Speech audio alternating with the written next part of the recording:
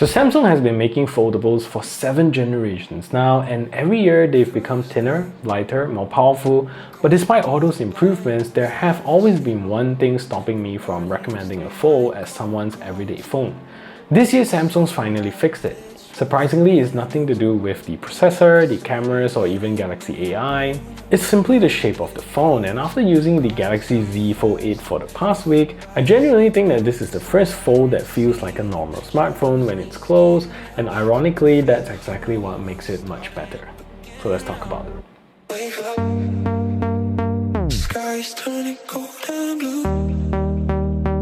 I still wanna stay with you. Wake up. Morning's coming way too soon. Nothing else we really have to do. Wake up.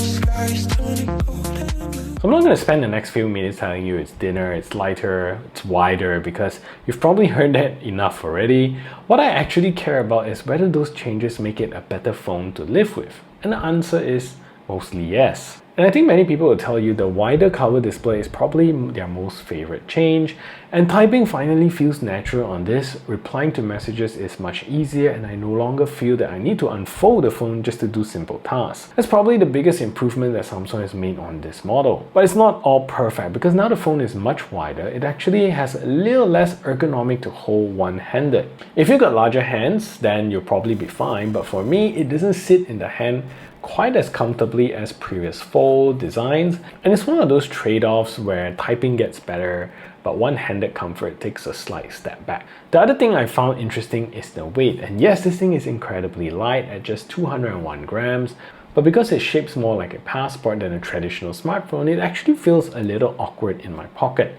The weight isn't the issue, but it's the width.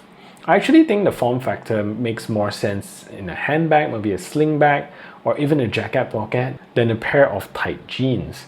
And it's not a deal breaker, but it's something I noticed after carrying it for a while, because now I'll see a big passport shaped size bulge on my pants. And the rest of the hardware is exactly what you expect from Samsung. The build quality is excellent, the hinge now opens completely flat, and the whole phone feels incredibly well put together, and it's one of those devices that immediately gives you the confidence the moment you pick it up.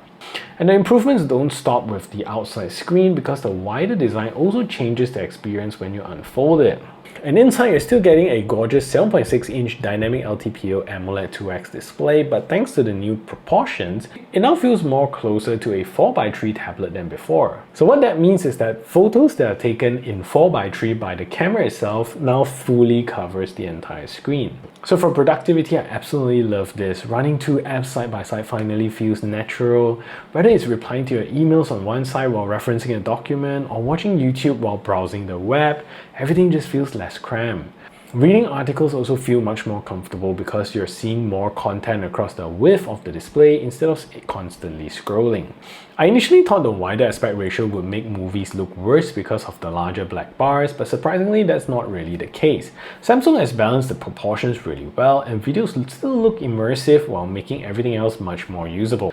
Both the inner and outer display supports adaptive refresh rate from 1 to 120Hz and reach up to 3000 nits of peak brightness. Outdoor visibility is excellent, and Samsung's new anti-reflective coating genuinely works. So even under bright sunlight, reflections are noticeably reduced without making the display look washed out. And yes, the crease is still there if you catch it at a right angle, but during normal use, I honestly stopped noticing it after the first day. So powering everything here is the Snapdragon 8 Elite Gen 5 for Galaxy, paired with 12GB of RAM as standard, and with the 1TB model, you're going to get 16GB instead. Performance here is excellent, what you come to expect with Samsung's flagship chipset.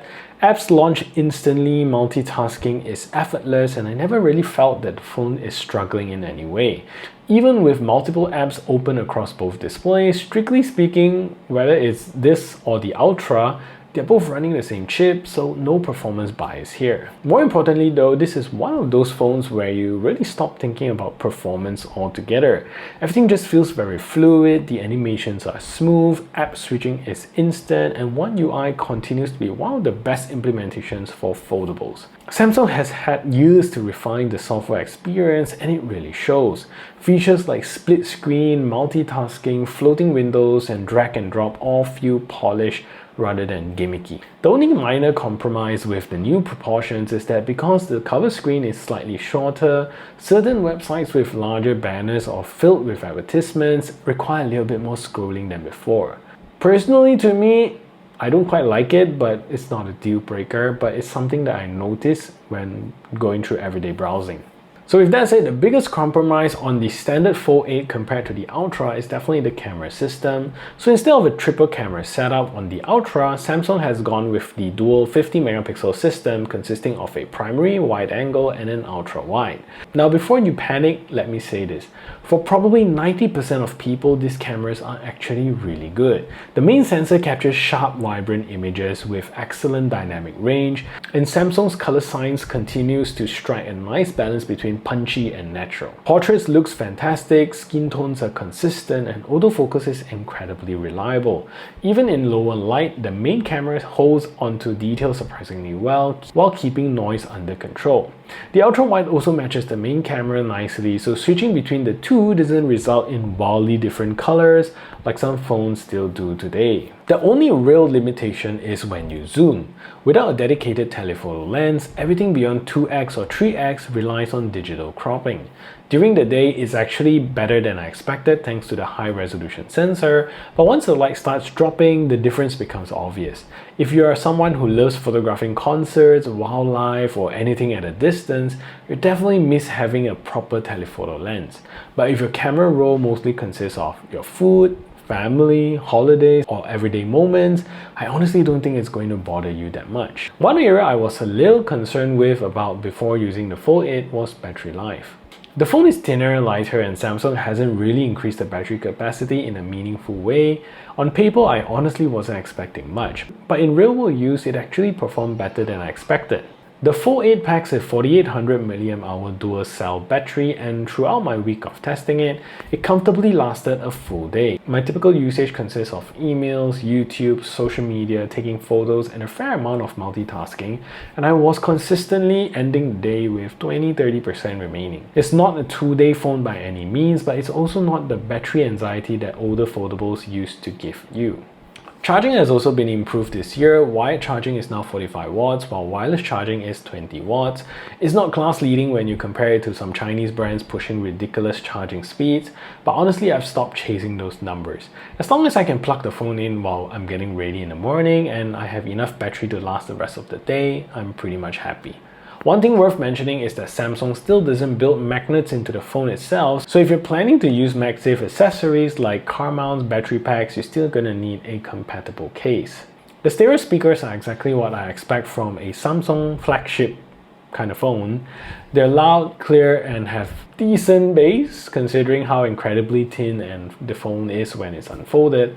Watching YouTube, Netflix, or even playing games without headphones is pretty enjoyable, and Dolby Atmos continues to do a great job creating a wider soundstage. But would I replace a Bluetooth speaker with it if I have a choice? Of course not. But for watching content on my bed or sharing a video with someone beside you, I really don't have much complaint. So after using the Galaxy Z Fold 8 for the past week, do I think that this is the best foldable Samsung have ever made?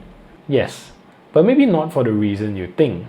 It's not because it has the fastest processor or the brightest display or even the best camera. Those things are all important, but they're also what we've come to expect from every flagship phones today. What impressed me the most is that Samsung finally fixed the everyday experience.